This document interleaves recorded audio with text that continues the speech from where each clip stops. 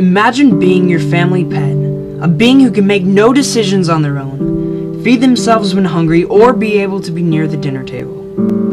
Doesn't sound like a fun part to play? Well, that was the everyday reality for an African American person before Dr. Martin Luther King Jr. made a difference.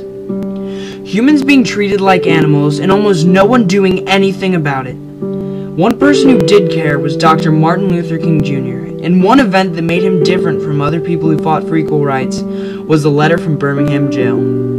His letter from Birmingham jail exposed America of its flaws, stated that he was doing only what was fair and right, and his disappointment in America and its treatment of blacks.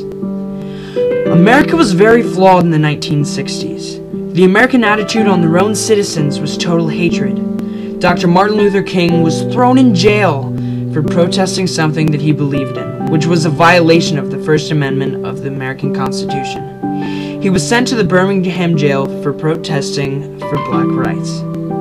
He was just arrived from receiving the Nobel Peace Prize.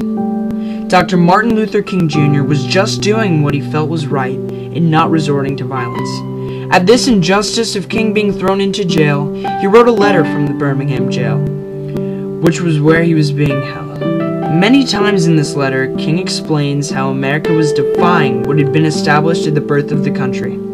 The Constitution states that every man has a right to life, liberty, and the pursuit of happiness, which was the reason that the Civil Rights Movement took place. Dr. Martin Luther King Jr. believed that what he did was fair and right. King's letter was a response to 8 white clergymen's statement on April 12, 1963, which stated that what King had done was wrong and that the battle for segregation should be fought in the courts only and never enter the streets. King said that he needed to fight for civil rights and that he felt that this wait had always meant never. King felt very offended that America would respond to him this way, so he wrote a multi-page letter directed towards those men and the rest of America. Dr. Martin Luther King Jr. was a man who stood for what he believed in and felt strong that he was fighting for the right cause. King was also very disappointed in America and its treatment of blacks. Americans had always had the urge to be the most powerful people and also wanted to be held higher than others, even if that meant degrading others. Starting with taking territory from the Native Americans and progressing to the slave trade from Africa, which has ended with the halt of segregation in the 1960s. The way that blacks were being treated was no better from any other form of discrimination in America's past. This was a major problem because even though they were American citizens, they were still being treated unfairly. King was disappointed in the comment that stated that King could not only follow certain laws. And King replies to that comment saying, quote, one has not only a legal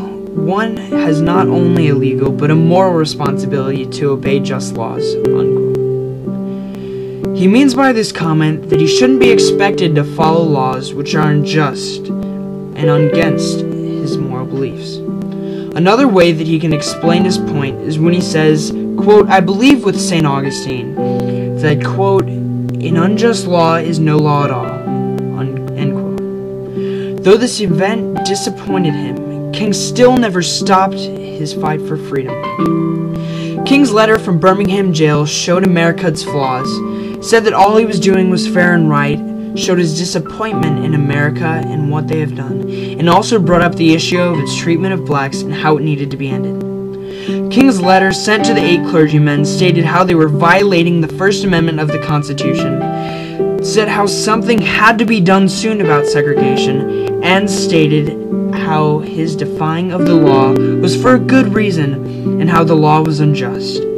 Dr. Martin Luther King Jr. was a man with a heart of gold, and his letter that he sent just helped prove his point.